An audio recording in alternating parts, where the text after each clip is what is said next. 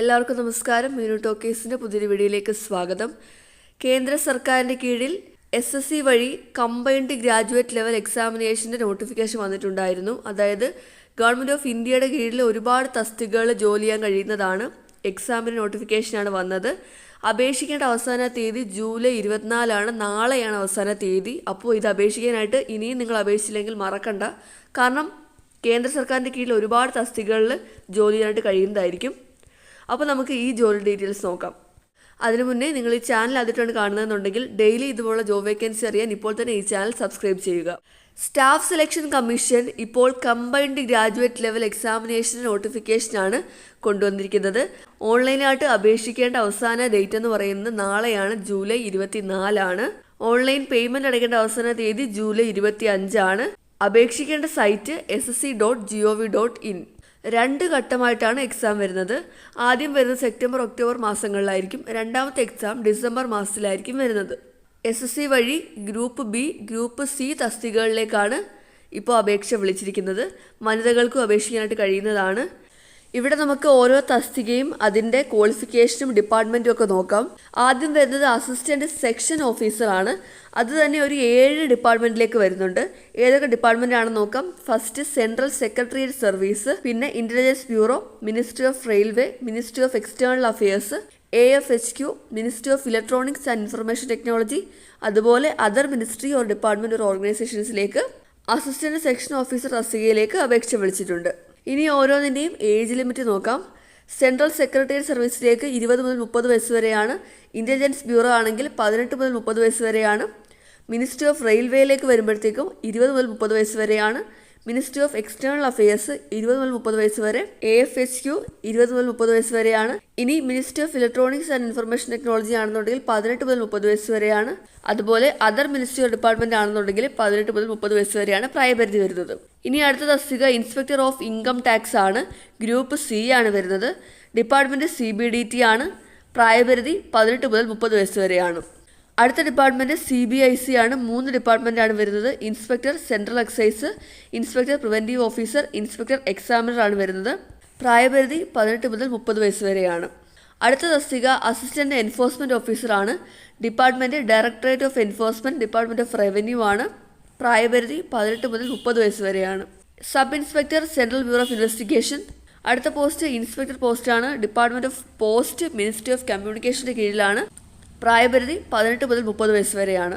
അടുത്ത തസ്തിക ഇൻസ്പെക്ടറാണ്. Department central bureau of narcotics ആണ്. പ്രായപരിധി 18 മുതൽ 30 വയസ്സ് വരെയാണ്. അടുത്തത് ഗ്രൂപ്പ് B കാറ്റഗറി വരുന്ന ജോലികളാണ്. അതിൻ്റെ പേ ലെവൽ 6 ആണ്. അതായത് 35,400 മുതൽ 1,12,400 വരെ ആയിരിക്കും ശമ്പളം ലഭിക്കുന്നത്. തസ്തിക assistant or assistant section officer. Department other ministry, department or ഓർഗനൈസേഷനാണ്. പ്രായപരിധി 18 മുതൽ 30 വയസ്സ് വരെയാണ്. ഗ്രൂപ്പ് Bയിൽ ആദ്യത്തെ 6 തസ്തികയുടെയും പ്രായപരിധി 18 മുതൽ 30 വയസ്സ് വരെയാണ്. രണ്ടാമത്തെ തസ്തിക എക്സിക്യൂട്ടീവ് അസിസ്റ്റന്റ് ആണ്. ഡിപ്പാർട്ട്മെൻറ്റ് CBIC ആണ്. അടുത്തത് റിസർച്ച് അസിസ്റ്റന്റ് ആണ്. ഡിപ്പാർട്ട്മെൻറ്റ് വരുന്നത് നാഷണൽ ഹ്യൂമൻ റൈറ്റ്സ് കമ്മീഷനാണ്. അടുത്ത പോസ്റ്റ് ഡിവിഷണൽ അക്കൗണ്ടന്റ് ആണ്. ഡിപ്പാർട്ട്മെൻറ്റ് ഓഫീസസ് അണ്ടർ C&AG ആണ്. അടുത്ത പോസ്റ്റ് സബ് ഇൻസ്പെക്ടർ ആണ്. ഡിപ്പാർട്ട്മെൻറ്റ് NIA ആണ്. അടുത്ത തസ്തിക sub inspector or junior intelligence officer ആണ്. ഡിപ്പാർട്ട്മെൻറ്റ് നാർക്കോട്ടിക്സ് കൺട്രോൾ ബ്യൂറോ ആണ്. അടുത്ത തസ്തിക ജൂനിയർ സ്റ്റാറ്റിസ്റ്റിക്കൽ ഓഫീസർ ആണ്. Department ministry of statics and programming implementation ആണ്. പ്രായപരിധി 18 മുതൽ 32 വയസ്സ് വരെയാണ്. ബാക്കി എല്ലാ തസ്തികയ്ക്ക് 18 മുതൽ 30 വയസ്സ് വരെയാണ്. അടുത്തത് പേ ലെവൽ 5 ആണ്. അതായത് 29,200 മുതൽ 92,300 വരെ സാലറി ലഭിക്കുന്നതാണ്. ഗ്രൂപ്പ് C ആണ് ലെവൽ വരുന്നത്. ഈ എല്ലാ കാറ്റഗറിയിലെയും പ്രായപരിധി 18 മുതൽ 27 വയസ്സ് വരെയാണ്. തസ്തിക നോക്കാം. ഓഡിറ്റർ ആണ്. ഓഡിറ്റർ തന്നെ 3 ഡിപ്പാർട്ട്മെൻറ്റിലേക്ക് വരുന്നുണ്ട്. Office under C&AG, office under CGDA, other ministry or department. അടുത്തത് അക്കൗണ്ടൻ്റ് ആണ്. അക്കൗണ്ടൻ്റ് തന്നെ 3 ഡിപ്പാർട്ട്മെൻറ്റിലേക്ക് വരുന്നുണ്ട്. Accountant, office under C&AG, control general of accounts, other ministry of department.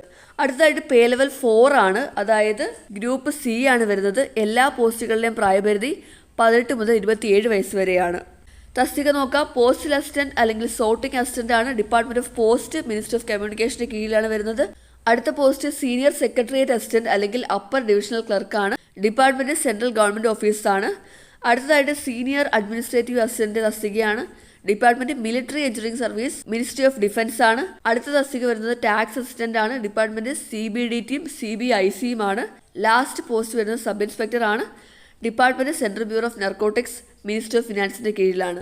അപ്പോൾ ഈ എല്ലാ തസ്തികയുടെയും പ്രായപരിധി ഓൾറെഡി പറഞ്ഞു, 18 മുതൽ 27 വയസ്സ് വരെയാണ് പ്രായപരിധി വരുന്നത്. അപ്പോൾ ഇത്രയും ഡിപ്പാർട്ട്മെന്റുകളിലേക്കുള്ള പരീക്ഷയുടെ നോട്ടിഫിക്കേഷനാണ് ഇപ്പോൾ വന്നിരിക്കുന്നത്. പ്രായപരിധിയിൽ ഇളവ് ലഭിക്കുന്നുണ്ട്. SC/STക്ക് 5 വയസ്സിൻ്റെയും OBCക്ക് 3 വയസ്സിൻ്റെയും ഏജിൽ ഇളവ് ലഭിക്കുന്നുണ്ട്. ഇനി നമുക്ക് ഇതിൽ അപേക്ഷിക്കാൻ വേണ്ട യോഗ്യത നോക്കാം.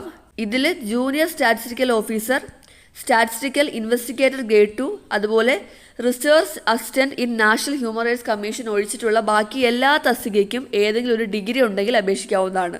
അപ്പോൾ ഡിഗ്രി ഉള്ളവർക്ക് അപേക്ഷിക്കാം. ഈ 3 തസ്തികയ്ക്ക് മാത്രമേ വ്യത്യാസമുള്ളൂ. ബാക്കി എല്ലാത്തിനും ഡിഗ്രി ഉള്ളവർക്ക് അപേക്ഷിക്കാനായിട്ട് കഴിയുന്നതായിരിക്കും. ഇനി എങ്ങനെയാണ് അപേക്ഷിക്കേണ്ടതെന്ന് നോക്കാം. അപേക്ഷിക്കേണ്ട സൈറ്റ് ssc.gov.in ആണ്. അപേക്ഷാ ഫീസ് എത്രയാണെന്ന് നോക്കാം. അപേക്ഷാ ഫീസ് 100 രൂപയാണ് വരുന്നത്. ശ്രദ്ധിക്കേണ്ടത് വുമൺ കാൻഡിഡേറ്റ്സിനും SC/ST കാൻഡിഡേറ്റ്സിനും ഫീസ് അടയ്ക്കേണ്ടതായിട്ടില്ല. ഓൺലൈൻ ഫീസ് അടയ്ക്കേണ്ട അവസാന തീയതി ജൂലൈ 25 ആണ്. എക്സാം സെൻറ്റർ എവിടെയായിരിക്കും വരുന്നതെന്ന് നോക്കാം. കേരളത്തിൽ എറണാകുളം, കൊല്ലം, കോട്ടയം, കോഴിക്കോട്, തൃശ്ശൂർ, തിരുവനന്തപുരം ജില്ലകളിലായിരിക്കും എക്സാം സെൻറ്റർ വരുന്നത്.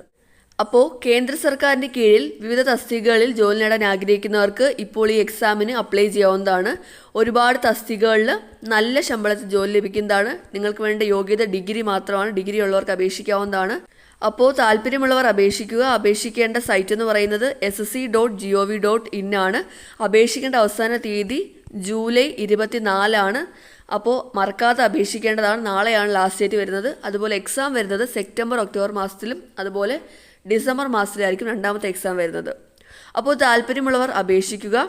ഡെയിലി ഇതുപോലുള്ള ജോബ് വേക്കൻസി അറിയാൻ ഇപ്പോൾ തന്നെ ഈ ചാനൽ സബ്സ്ക്രൈബ് ചെയ്യുക. മറ്റൊരു വീഡിയോയുമായി കാണുന്നവരെ നന്ദി.